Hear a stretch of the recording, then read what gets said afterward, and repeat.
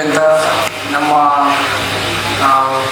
Mohammed Rafi Pasha sir ಅವರೇ, doctor Moona Mohammed chairman Primus institutions ಅವರೇ, district tribal welfare officer Shashur ಅವರೇ, ವಿಶ್ವನಾಥ್ ರವರೇ, ಕೃಪಾಲ್ ರವರೇ, ಹಾಗೂ ನಮ್ಮ ನೆಚ್ಚಿನ ಶೇಖರ್ ಅವರೇ, ಆ್ಯಂಡ್ ವೇದಿಕೆ ಮುಂಭಾಗ ಉಪಸ್ಥಿತರಿರ್ತಕ್ಕಂಥ ಎಲ್ಲ ವಿದ್ಯಾರ್ಥಿನಿಯರೇ, ಮಾಧ್ಯಮ ಬಂಧುಗಳು, ತಮ್ಮೆಲ್ಲರಿಗೆ ನಮಸ್ಕಾರ ಹಾಗೂ ಗುಡ್ ಮಾರ್ನಿಂಗ್. ನಮಸ್ಕಾರ. ಯೂತ್ಸ್ ಅಂದರೆ ಎನರ್ಜಿ ಇರಬೇಕಲ್ವಾ ಸ್ವಲ್ಪ. ನಮಸ್ಕಾರ. ಸೊ ಈಗ ತಾವು ಈಗ ಜೋಶಿಂದ ಹೇಳಿದ್ರಿ, ಅವಾಗ ನಮಗೆ ಸೌಂಡ್ ಬಂತಲ್ವಾ, ಅದೇ ರೀತಿ ಇದೇ ಜೋಶ್ ನೀವು ನಿಮ್ಮ ಎಕ್ಸಾಮ್ಸಲ್ಲಿ ತೋರಿಸ್ಬೇಕು. ಈ ಎನರ್ಜಿ ಇದೇ ಸ್ವಲ್ಪ ಲೋ ಎನರ್ಜಿ ಲೆವೆಲಿಂದ ಎಕ್ಸಾಮ್ ಬರೆದಿದ್ರೆ ಯಶಸ್ಸು ಆಗೋಕ್ಕೆ ಕಷ್ಟ. ಹೈ ಎನರ್ಜಿ ಲೆವೆಲಿಂದ ಬರಿಬೇಕು ಎಕ್ಸಾಮ್ಸ್ ಆಗಲಿ, ಸ್ಪರ್ಧಾತ್ಮಕ ಪರೀಕ್ಷೆಗಳು ಆಗಲಿ. Anyways, coming to the topic, ಇವತ್ತು ಪ್ರೈಮಸ್ ಇನ್ಸ್ಟಿಟ್ಯೂಷನ್ದವರು ಒಂದು IAS KS ಆಸ್ಪಿರೆಂಟ್ಸ್ಗೋಸ್ಕರ ಎಕ್ಸಾಮ್ ಇಟ್ಟಿದ್ದಾರೆ. ಜೊತೆಗೆ ಸ್ವಲ್ಪ ಒಂದು ಗೈಡೆನ್ಸ್ನೂ ಆಗಬೇಕು ಅಂತ ಹೇಳಿ ನಮ್ಮೆಲ್ಲರಿಗೆ ಕರೆದಿದ್ದಾರೆ. ಸೊ ನಾನು ಕೂಡ ನನ್ನ ಎಕ್ಸ್ಪೀರಿಯನ್ಸ್ ಏನಿದೆ ಶೇರ್ ಮಾಡಲಿಕ್ಕೆ ಇಷ್ಟಪಡ್ತೀನಿ. ನನ್ನ ಹೆಸರು ಮೊಹಮ್ಮದ್ ಹಾರಿಸ್ ಸುಮೇರ್ ಅಂತ. ನಾನು 2021 ಬ್ಯಾಚ್ IAS ಆಫೀಸರ್ ಆಗಿದ್ದೀನಿ. ನನ್ನ ಊರು ಬಂದ್ಬಿಟ್ಟು ಬೀದರ್ ಇದೆ. ಬೀದರ್ ಗೊತ್ತಿದೆ ಅಲ್ವಾ, ಅದನ್ನು ಒಂದು ಗಡಿ ಜಿಲ್ಲೆ ಇದೆ. Actually doctor Moona Mohammed ma'am ಇದ್ದಾರಲ್ವಾ, ಅವ್ರ husband doctor PC Jafar sir ಅಂತ ಇದ್ದಾರೆ, ಅವರು ಕೂಡ IAS ಆಫೀಸರ್ ಇದ್ದಾರೆ. ಅವರು ಬೀದರಲ್ಲಿ ನಾನು ಸ್ಟಡೀಸ್ ಮಾಡಿದ್ದಾಗ 5th ಸ್ಟ್ಯಾಂಡರ್ಡ್ 6th ಸ್ಟ್ಯಾಂಡರ್ಡಲ್ಲಿ ಇದ್ದಾಗ ಡಾಕ್ಟರ್ PC ಜಾಫರ್ ಸರ್ ಅಲ್ಲಿ DC ಆಗಿದ್ದರು. ಸೊ ಅವರಿಂದ ಮತ್ತು ಡಾಕ್ಟರ್ ಹರ್ಷುತ್ತ IAS ಅಂತಲೂ ಒಬ್ಬ ಅಧಿಕಾರಿ ಇದ್ದರು. ಆ ಎಲ್ಲ ಅಧಿಕಾರಿಗಳಿಗೆ ಅವರ ಕೆಲಸ ನೋಡಿ ನಮಗೆ ಇನ್ಸ್ಪಿರೇಷನ್ ಬಂದಿದೆ. ಸೊ ಆ ಅಧಿಕಾರಿಗಳಿಗೆ ಕೂಡ ಅವರು ಕೂಡ ನಾವು ಥ್ಯಾಂಕ್ಸ್ ಹೇಳಬೇಕು. So ma'am, please convey my regards to doctor Jafar sir also. ಇದರಿಂದ ಬಂದಿದ್ದೀನಿ. ಇನ್ನೊಂದು ಏನಂದರೆ ನನಗೆ ಇನ್ಸ್ಪೈರ್ ಮಾಡಿದ್ದಾರೆ ಆ್ಯಕ್ಚುಲಿ IAS ಜಾಯ್ನ್ ಆಗೋಕ್ಕೆ. ನನ್ನ ಮನೆಯಲ್ಲಿ ನಮ್ಮ ಸ್ವಂತ ಅಣ್ಣ ಇದ್ದಾರೆ. ನನ್ನ ಸ್ವಂತ ಅಣ್ಣ ಮೊಹಮ್ಮದ್ ನದೀಮ್ ಅಂತ ಇದ್ದಾರೆ. ಅವರು IPS ಅಧಿಕಾರಿ ಇದ್ದಾರೆ. ಅವರು ಕೇರಳ ಕ್ಯಾಡರ್ ಅವರಿಗೆ ಸಿಕ್ಕಿದೆ. ಅವರು IPS ಅಧಿಕಾರಿ ಇದ್ದಾರೆ. ಅವರೇ ನನಗೆ ಇನ್ಸ್ಪಿರೇಷನ್ ಎಲ್ಲ ಮಾಡಿಕೊಟ್ಟಿದ್ದಾರೆ. ಆ್ಯಂಡ್ ಅವ್ರಿಗೆ ಚಿಕ್ಕ ವಯಸ್ಸಿಂದ ಆ್ಯಕ್ಚುಲಿ ಒಂದು ಕನಸು ಇತ್ತು. ನಮ್ಮ ಮನೆ ಪಕ್ಕದಲ್ಲಿನೇ, ನಮ್ಮ ಊರಲ್ಲಿ ಮನೆ ಪಕ್ಕದಲ್ಲಿನೇ ಒಂದು ಚಿಕ್ಕ ಪೊಲೀಸ್ ಚೌಕಿ. ಆ ಪೊಲೀಸ್ ಚೌಕಿಯಲ್ಲಿ ಅವರು ಡೈಲಿ ಇನ್ಸ್ಪೆಕ್ಟರ್ಗಳಿಗೆ, ಕಾನ್ಸ್ಟೇಬಲ್ಗಳಿಗೆ ಒಳ್ಳೆ ಕೆಲಸ ಏನು ಮಾಡಿದ್ದಾರೆ ಅದನ್ನು ನೋಡ್ತಿದ್ರು. ಅಂದರೆ ಪೊಲೀಸಿಂದ ಕಾನೂನು ವ್ಯವಸ್ಥೆ ಯಾವ ರೀತಿ ಸರಿ ಇರ್ತದೆ, ಕರೆಕ್ಟ್ ಆಗಿರ್ತದೆ, ಫ್ರೆಂಡ್ಲಿ ಪೊಲೀಸಿಂಗ್ ಇದೆಲ್ಲ ನಾವು ನಮ್ಮ ಕಾಲೋನಿಯಲ್ಲಿನೇ ನಾವು ನೋಡಿದ್ದೇವೆ. ಸೊ ಆ ಚಿಕ್ಕ ಪೊಲೀಸ್ ಚೌಕಿಗೆ ನೋಡಿ ಅವ್ರಿಗೂ ಕೂಡ ಒಂದು ಕನಸಿತ್ತು. ಏನಂದ್ರೆ ನಾನು ಕೂಡ ಒಂದಿನ ಪೊಲೀಸ್ ಆಫೀಸರ್ ಆಗಬೇಕು ಅಂತ ಒಂದು ಕನಸಿತ್ತು ಅವರಿಗೆ. ಆ ಕನಸುಗೋಸ್ಕರ ಅವರು ಶ್ರಮಿಸಿದರು. ಆ್ಯಂಡ್ ಅವರಿಗೆ ಸಕ್ಸಸ್ ಸಿಕ್ಕಿದೆ. ನಮ್ಗೆ ಗೊತ್ತಿದ್ದ ಹಾಗೆ ಅವರು IPS ಅಧಿಕಾರಿ ಆಗಿದ್ರು. ಸೊ ಅವರು IPS ಅಧಿಕಾರಿ ಆದ ನಂತರ ಅಲ್ಲಿ ಬೀದರಲ್ಲಿ ಒಬ್ಬರು DC ಇದ್ರು, ನಮ್ಮ ಡಾಕ್ಟರ್ ರಾಮಚಂದ್ರ IAS ಅಂತ ಹೇಳಿ ಒಬ್ಬರು DC ಇದ್ರು. ಅವರು ಸನ್ಮಾನ ಮಾಡಲಿಕ್ಕೆ ನಮ್ಮ ಅಣ್ಣಗೆ, ತಂದೆ ತಾಯಿಗೆ ಮತ್ತು ನಮ್ಮ ಫ್ಯಾಮಿಲಿಗೆ ಕರೆದಿದ್ದಾಗ ನಾವು ಅವರ ಚೇಂಬರಲ್ಲಿ ಹೋಗಿದ್ದಾಗ ಡಾಕ್ಟರ್ ರಾಮಚಂದ್ರ ಸರ್ ಏನು ಮಾಡಿದ್ರು, 4 ಶಾಲ್ಸ್ ತಗೊಂಡು ಬಂದಿದ್ರು. ಆ್ಯಕ್ಚುಲಿ ಇದು ಒಂದು ಚಿಕ್ಕ ಸ್ಟೋರಿ ನಾನು ಶೇರ್ ಮಾಡ್ತಾ ಇದ್ದೀನಿ. ಅವರು 4 ಶಾಲ್ಸ್ ತಗೊಂಡು ಬಂದಿದ್ರು. ಫಸ್ಟ್ ನನ್ನ ಅಣ್ಣಗೆ ಕೊಟ್ಟಿದ್ರು, 2ನೇ ಶಾಲ್ ತಂದೆಯವರಿಗೆ, 3ನೇ ಶಾಲ್ ತಾಯಿಯವರಿಗೆ, ಇನ್ನೊಂದು ಶಾಲ್ ಇತ್ತು ಟ್ರೇಯಲ್ಲಿ. ಸೊ ಅವರು ಹೇಳಿದರು ನನಗೆ, ಡಾಕ್ಟರ್ ರಾಮಚಂದ್ರ, ತಮಗೆ ಈಗ ಯಾಕೆ ಕೊಡಬೇಕು, ನೀವು ನೆಕ್ಸ್ಟ್ ವರ್ಷ ಬನ್ನಿ, ನೆಕ್ಸ್ಟ್ ವರ್ಷ ತಗೊಂಡು ಹೋಗಿ ಈ ಶಾಲ್, ಯಾವುದೋ ಒಂದು ಎಕ್ಸಾಮ್ ಪಾಸ್ ಮಾಡಿ ಬನ್ನಿ, IAS IPS ಆಗಿ ಬನ್ನಿ, ಆವಾಗ ಶಾಲ್ ಕೊಡ್ತೀನಿ ಅಂತ ಅವರು ಆ ಥರ ಹೇಳಿದರು ನನಗೆ. ಸೊ ನೆಕ್ಸ್ಟ್ ವರ್ಷ ನಾನು ಎಕ್ಸಾಮ್ ಬರೆದಿದ್ದೆ, IAS ಅಲ್ಲಿ ಸೆಲೆಕ್ಷನ್ ಆದ ನಂತರ ಮತ್ತೆ ಅವರೇ DC ಆಗಿದ್ರು, ಅವರೇ ನನಗೆ ಸಮಾನ.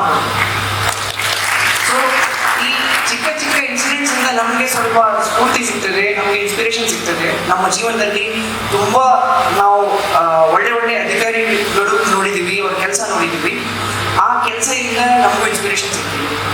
ಸೊ ಇದು ಒಂದು ಚಿಕ್ಕ ಸ್ಟೋರಿ ನಾನು ಶೇರ್ ಮಾಡಿದ್ದೆ.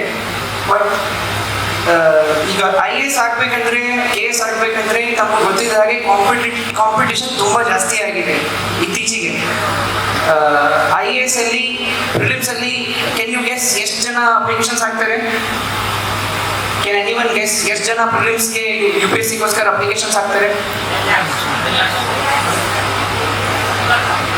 8 ಲಕ್ಷ 7-8 ಲಕ್ಷ ಜನ ಪ್ರಿಲಿಮ್ಸ್ ಅಲ್ಲಿ ಅಪ್ಲಿಕೇಶನ್ ಹಾಕ್ತಾರೆ. 6 ಲಕ್ಷ 7 ಲಕ್ಷ ಜನ ಪ್ರಿಲಿಮ್ಸ್ ಬರೀತಾರೆ. ಅದರಲ್ಲಿ ಮೇನ್ಸ್ ಎಷ್ಟು ಜನ ಬರೀತಾರೆ? 10,000. ಅದರಲ್ಲಿ ಇಂಟರ್ವ್ಯೂ ಎಷ್ಟು ಜನ ಕೊಡ್ತಾರೆ? 2,000. ಅದರಲ್ಲಿ ಸೆಲೆಕ್ಷನ್ ಎಷ್ಟು ಜನ ಫೈನಲಿಸ್ಟ್ ಎಷ್ಟು ಜನ ಇರ್ತಾರೆ? 800. ಅದರಲ್ಲಿ IAS ಎಷ್ಟು ಜನ? 180. ಅದರಲ್ಲಿ ಹೋಮ್ ಕ್ಯಾಟರ್ ಎಷ್ಟು ಮಂದಿಗೆ ಸಿಗ್ತದೆ? 60 ಔಟ್ ಆಫ್ 6 lakh. ಈ ಥರ ಕಾಂಪಿಟೇಷನ್ ಆಗಿದೆ. ಬಟ್ ಆದರೂ ನೀವು ಸ್ಮಾರ್ಟ್ ವರ್ಕ್ ಮಾಡಿದರೆ, ನಿಮ್ಮ ಅಲ್ಲಿ ಕರೆಕ್ಟಾಗಿ ಸ್ಟ್ರಾಟಜಿ ನೀವು ಫಾಲೋ ಮಾಡಿದರೆ, ಸ್ಟ್ರಾಟಜಿ ನಿಮಗೆ ಕ್ಲಿಯರ್ ಆಗಿದ್ದರೆ ನೀವು 100% ಫಾಲೋ ಮಾಡ್ಬೋದು. ಯಾಕೆ ಜಾಸ್ತಿ ಮಂದಿ ಕ್ಲಿಯರ್ ಆಗಲ್ಲ? ಅಫ್ಕೋರ್ಸ್ ಎಕ್ಸಾಮಿನೇಷನ್ ಇಷ್ಟ, ಬಟ್ ತುಂಬ ಜನರಿಗೆ ಸ್ಟ್ರಾಟಜಿನೇ ಗೊತ್ತಿಲ್ಲ. ಯಾವ ರೀತಿ ಕೆಲಸ ಮಾಡಬೇಕು, ಯಾವ ರೀತಿ ಓದಬೇಕಂತ ಅದನ್ನೇ ಗೊತ್ತಿಲ್ಲ. ಈಗ ಬರೀ ಹಾರ್ಡ್ ವರ್ಕ್ ಮಾಡಿದರೆ ನಾವು ಯಶಸ್ಸು ಆಗೋ ಗ್ಯಾರಂಟಿ ಇಲ್ಲೇ ಇಲ್ಲ. ನಾವು ಸ್ವಲ್ಪ ಸ್ಮಾರ್ಟ್ ವರ್ಕ್ ಮಾಡಬೇಕು. ಸ್ಮಾರ್ಟ್ ವರ್ಕ್ ಅಂದರೆ ಏನು? Hard work plus strategy.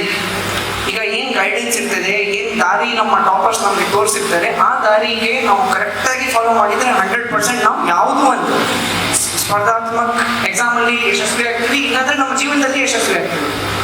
So ಕರೆಕ್ಟಾಗಿ ಸ್ಟ್ರಾಟಜಿ ಯಾರು ಫಾಲೋ ಮಾಡಲ್ಲ, ಅದು ಕಾರಣಕ್ಕೆ ತುಂಬ ಜನ ಫೇಲ್ ಆಗ್ತಾರೆ. ಸೊ ಈಗ ಒಂದು ಎಕ್ಸಾಂಪಲ್ ಕೊಡ್ತೀನಿ ತಮಗೆ. ಗೂಗಲ್ ಮ್ಯಾಪ್ಸ್ ಗೊತ್ತಿದೆ ಅಲ್ವಾ? ಗೂಗಲ್ ಮ್ಯಾಪ್ಸ್ ಗೊತ್ತಿದೆ. ಅದರಲ್ಲಿ GPS ಲೊಕೇಶನ್ ಬರುತ್ತೆ ಅಲ್ವಾ? ಯಾವುದೋ ಒಂದು ಕಡೆ ಹೋಗ್ಬೇಕಂದ್ರೆ ನೀವು ಹಾಕಿದರೆ ಫುಲ್ ಮ್ಯಾಪ್ ಸಿಗುತ್ತೆ. ಬಟ್ ಗಾಡಿ ಯಾರು ಓಡಿಸ್ಬೇಕು? ಆಟೋಮೆಟಿಕ್ ಹೋಗುತ್ತೆ ಗಾಡಿ. ಯಾರು ಓಡಿಸ್ಬೇಕು? ನಾವೇ ಓಡಿಸ್ಬೇಕಲ್ವಾ? ಸೊ ಈ ಟಾಪರ್ಸ್ದು ಸ್ಟ್ರಾಟಜಿ ಇದೆಲ್ಲ ಏನಿರ್ತದಲ್ವಾ, ಇದು ಗೂಗಲ್ ಮ್ಯಾಪ್ ಥರ ಇದೆ, ಇದು ಒಂದು GPS ಥರ ಇದೆ. ಬಟ್ ನಮ್ಮ ಗಾಡಿ ನಾವೇ ಓಡಿಸ್ಬೇಕು. ಕರೆಕ್ಟಾಗಿ ಆ GPS ಲೊಕೇಶನ್ಸ್ಗೆ ನಾವು ಫಾಲೋ ಮಾಡ್ಕೊಂಡು ಹೋಗಿದ್ರೆ ನಾವು ನಮ್ಮ ಡೆಸ್ಟಿನೇಷನ್ಗೆ ರೀಚ್ ಆಗ್ತೀವಿ ಅಲ್ಲ. ಅದೇ ರೀತಿ ಸ್ಪರ್ಧಾತ್ಮಕ ಪರೀಕ್ಷೆಗಳಲ್ಲಿನೂ ತುಂಬ ಅಭ್ಯರ್ಥಿಗಳು ಇದೇ ಮಿಸ್ಟೇಕ್ ಮಾಡ್ತಾರೆ. ಅವರು ಕರೆಕ್ಟಾಗಿ ಸ್ಟ್ರಾಟಜಿ ಫಾಲೋ ಮಾಡಲ್ಲ, ತುಂಬ ಜಾಸ್ತಿ ಬುಕ್ಸ್ ಓದ್ಬಿಡ್ತಾರೆ. ತುಂಬ ಜಾಸ್ತಿ ಓದ್ಬೇಕಂತನೂ ಅಲ್ಲ, ಸ್ವಲ್ಪ ಬುಕ್ಸ್ ಓದಬೇಕು, ಅದೇ ಬುಕ್ಸ್ ಸ್ವಲ್ಪ ಜಾಸ್ತಿ ಟೈಮ್ ಓದಬೇಕು ಅಂತ ಇದೆ. ಗೊತ್ತಾಯ್ತಲ್ವಾ? ಕೆಲವೊಂದು ಮಿಕ್ಸ್ ಆಗಿದೆ. IAS ಆಗಬೇಕಂದ್ರೆ ತುಂಬ ಓದ್ಬೇಕಂತ ಇಲ್ಲ. ಏನು ಸಿಲೆಬಸ್ ಇದೆ ಅದು ತಾವು ಕರೆಕ್ಟಾಗಿ ಓದ್ಬೇಕಂತ ಇದೆ. ಆ್ಯಂಡ್ ಸ್ವಲ್ಪ ಒಂದು ಪಾಸಿಟಿವ್ ಆ್ಯಟಿಟ್ಯೂಡ್ ಇರಬೇಕು ಅಂತ ಇದೆ. ಸೊ ಈ ಥರ ಸ್ಟ್ರಾಟಜೀಸ್ ತಾವು ಫಾಲೋ ಮಾಡಿಕೊಂಡು ಮಾಡಿದರೆ 100% ತಾವು ಸಕ್ಸಸ್ ಆಗ್ತೀರಿ. ಇನ್ನೊಂದು ಏನು ಹೇಳಬೇಕಂದ್ರೆ ತಮ್ಮ ಜೀವನದಲ್ಲಿ ಒಂದು ಪಾಸಿಟಿವ್ ಆ್ಯಟಿಟ್ಯೂಡ್ ಇರಬೇಕು. ಪಾಸಿಟಿವ್ ಆ್ಯಟಿಟ್ಯೂಡ್ ಇದ್ದರೆ ಮಾತ್ರ ತಾವು ತಮ್ಮ ಕನಸು ಗುರಿ ಏನಿದೆ ಅದು ನಾವು ಸಾಧಿಸ್ಬೋದು. ನೆಗೆಟಿವ್ ಆ್ಯಟಿಟ್ಯೂಡಲ್ಲಿ ಡಿಪ್ರೆಷನ್, ನೆಗೆಟಿವ್ ಇಮೋಷನ್ಸ್ ಬರುತ್ತೆ. ಅದರಲ್ಲಿ ಯಾವುದೋ ಒಂದು ಸಕ್ಸಸ್ ನಮಗೆ ಸಿಗಬೇಕಂದ್ರೆ ತುಂಬ ಕಷ್ಟ ಆಗುತ್ತೆ. ಸೊ ನಿಮ್ಮ ಫ್ರೆಂಡ್ಸಲ್ಲಿ ನಿಮಗೆ ಯಾರು ಸ್ವಲ್ಪ ಮೋಟಿವೇಟ್ ಮಾಡ್ತಾರೆ, ಯಾರು ಸ್ವಲ್ಪ ಪಾಸಿಟಿವ್ ಇಮೋಷನ್ಸ್ ತೋರಿಸ್ತಾರೆ, ಅವ್ರ ಜೊತೆ ತಾವು ಇರಬೇಕು. ಮೋಟಿವೇಟ್ ಮಾಡೋರು ಕಡಿಮೆ ಜನ ಇದ್ದಾರೆ, ಡಿಮೋಟಿವೇಟ್ ಮಾಡೋರು ತುಂಬ ಜಾಸ್ತಿ ಜನ ಇರ್ತಾರಲ್ಲ, ನಮ್ಮ ರಿಲೇಟಿವ್ಸ್ ಆಗಲಿ ನಮ್ಮ ಫ್ರೆಂಡ್ಸ್ ಆಗಲಿ. ಸೊ ದಯವಿಟ್ಟು ಯಾವುದೋ ರೀತಿ ಡಿಮೋಟಿವೇಶನ್, ಯಾರು ಡಿಮೋಟಿವೇಟ್ ಮಾಡ್ತಿದ್ದಾರೆ ಅದೆಲ್ಲ ತಾವು ಏನು ಕೇಳಬಾರ್ದು. You should only take positive things and move with the positive attitude. ಈಗ ಸಕ್ಸಸ್ ಆಗಬೇಕಂದ್ರೆ ನಿಮಗೆ ಗುರಿ ಸ್ಪಷ್ಟವಾಗಿರಬೇಕು, ಜೊತೆಗೆ ನಿರಂತರ ಪರಿಶ್ರಮ ತಾವು ಮಾಡಬೇಕು ಮತ್ತು ತ್ಯಾಗನೂ ಮಾಡಬೇಕು. ತ್ಯಾಗ ಇಲ್ಲದೆ ಯಶಸ್ಸು ಆಗಕ್ಕೆ ಸಾಧ್ಯನಾ? ಯಾವುದೋ ಒಂದು ತ್ಯಾಗ ನಾವು ಮಾಡಲೇಬೇಕು. ಫಾರ್ ಎಕ್ಸಾಂಪಲ್ ಸೋಷಿಯಲ್ ಮೀಡಿಯಾ ಆಗಲಿ, ಈಗ ಇತ್ತೀಚೆಗೆ ನಾನು ನೋಡ್ತಾ ಇದ್ದೀನಿ ಎಲ್ಲರೂ Snapchat, Instagram, YouTube, Netflix, prime ವಿಡಿಯೋಲ್ಲಿ ತುಂಬ ಬ್ಯುಸಿ ಆಗಿಬಿಟ್ಟಿದ್ದಾರೆ. ಇದೆಲ್ಲ ನಾವು ತ್ಯಾಗ ಮಾಡಲೇಬೇಕಾಗಿರ್ತದೆ ನಮಗೆ ಕಾಂಪಿಟೇಟಿವ್ ಎಕ್ಸಾಮ್ಸಲ್ಲಿ ಸಕ್ಸಸ್ ಬೇಕಂದರೆ. ಟೋಟಲ್ ಯೂಸ್ ಮಾಡಬೇಡ ಅಂತ ನಾನು ಹೇಳ್ತಾ ಇಲ್ಲ, ಬಟ್ ನಮ್ಮ ಜೀವನದಲ್ಲಿ ಒಂದು ಬ್ಯಾಲೆನ್ಸ್ ಇರಬೇಕಲ್ಲ. ಫುಲ್ ದಿನ ನಾವು ಬರೀ ಸ್ನ್ಯಾಪ್ಚಾಟ್, ಇನ್ಸ್ಟಾಗ್ರಾಮ್ ಮತ್ತು ನೆಟ್ಫ್ಲಿಕ್ಸ್, ಪ್ರೈಮ್ ವಿಡಿಯೋ ಇದರಲ್ಲಿ ಟೈಮ್ ವೇಸ್ಟ್ ಮಾಡಿದರೆ ನಾವು ಎಕ್ಸಾಮ್ ಬಗ್ಗೆ ಯೋಚನೆ ಮಾಡೋಕ್ಕೆ ಬರಲ್ಲ. ಸೊ ದಯವಿಟ್ಟು ನಿಮ್ಮ ಜೀವನದಲ್ಲಿ ತಾವು ತ್ಯಾಗ ಮಾಡಲೇಬೇಕು. ತ್ಯಾಗ ಅಂದರೆ ಬರೀ ಸೋಷಿಯಲ್ ಮೀಡಿಯಾ ಅಲ್ಲ, ಬೇರೆ ಬೇರೆ ರೀತಿ ತ್ಯಾಗ ಇರ್ತದೆ. ಟೈಮ್ ಇರ್ತದೆ ತ್ಯಾಗ, ಮನಿ ಇರ್ತದೆ ತ್ಯಾಗ. ಮನೆ ಬಿಟ್ಟು ಬೇರೆ ಯಾವುದೋ ಒಂದು ಬ್ಯಾಂಗ್ಳೂರ್ ಆಗಲಿ, ಹೈದ್ರಾಬಾದ್ ಆಗಲಿ, ಡೆಲ್ಲಿ ಆಗಲಿ, ಯಾವುದೋ ಒಂದು ಒಳ್ಳೆ ನಿಮ್ಗೆ ಎಜುಕೇಶನ್ ಬೇಕಂದ್ರೆ ಅಲ್ಲಿಗೆ ಹೋಗ್ಬೇಕಾಗಿರ್ತದೆ. ಮನೆ ಬಿಡೋದು ಕೂಡ ಒಂದು ತ್ಯಾಗನೇ ಅಲ್ಲ. ನೀವು ನಿಮ್ಮ ಜೀವನದಲ್ಲಿ ತ್ಯಾಗ ಮಾಡಿದರೆ ಮಾತ್ರ ನಿಮಗೆ ಅಭಿವೃದ್ಧಿ ಸಿಗ್ತದೆ. ದಯವಿಟ್ಟು ಅರ್ಥ ಮಾಡಿಕೊಡಿ, ತ್ಯಾಗ ಇಲ್ಲದೆ ನಮಗೆ ಯಶಸ್ಸು ಆಗಕ್ಕೆ ಸಾಧ್ಯನೇ ಇಲ್ಲ. So these things you should compulsory remember. And ಇನ್ನೊಂದು ವಿಚಾರ ಏನಿದೆ ಅಂದರೆ, IAS ಆಗಬೇಕಂತ ಆಸೆ ಇರ್ತದೆ ಎಲ್ಲರಿಗೆ. ಬಟ್ ಯಾಕೆ ಆಗ್ಬೇಕಂತ ಆ ಗುರಿ, ಆ ರೀಸನ್ಸ್ ಇರ್ತದಲ್ವಾ, ಆ ಕಾರಣಗಳು ಕರೆಕ್ಟಾಗಿ ನಮಗೆ ಸ್ಪಷ್ಟ ಇರಬೇಕು ಅದರಲ್ಲಿ. ಈಗ IAS ಯಾಕೆ ಆಗ್ತಾರೆ, ಕೆಲವು ಯಾಕೆ IAS ಆಗ್ಬೇಕಂತ ಆಸೆ ಇರ್ತದೆ ಹೇಳಿ? ಯಾಕೆ ಇರಬೇಕು IAS ಆಗ್ಬೇಕಂತ ಯಾಕೆ ಆಸೆ ಇರಬೇಕು? ಕರೆಕ್ಟ್ ಹೇಳ್ತಿದ್ರಿ ಅಮ್ಮ ತಾವು. ಆನ್ಸರ್ ಆಕ್ಚುಲಿ IAS ಹೆಸರಲ್ಲಿನೇ ಇದೆ. IAS ಫುಲ್ ಫಾರ್ಮ್ ಏನು? ಸರ್ವಿಸ್. ಸೊ ಸೇವೆ ಭಾವನೆ ಅದು ಇದ್ರೆ, ಆ ಮನೋಭಾವನೆ ಇದ್ರೆ ಮಾತ್ರ ತಾವು ಈ ಪಬ್ಲಿಕ್ ಸರ್ವಿಸ್ ಅಲ್ಲಿ ಬರಬೇಕು.